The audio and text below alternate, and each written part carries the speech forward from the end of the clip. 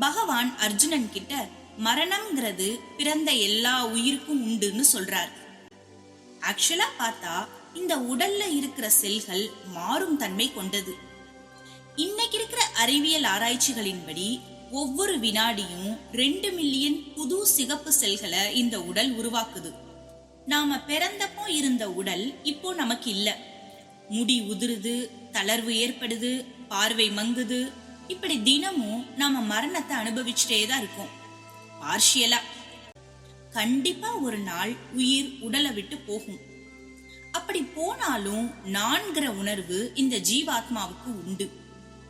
இப்படிப்பட்ட உணர்வை புரிஞ்சவாளுக்கு மரணத்துக்கு பரிகாரம் கிடையாது. there is no solution for deathனு புரியும். உனக்கு எதிரில இருக்கிற இந்த அதர்மிகள் இறந்தே ஆகணும், அம்பை ஏந்து போருக்கு தயாராகுன்னு பகவான் சொல்றார்.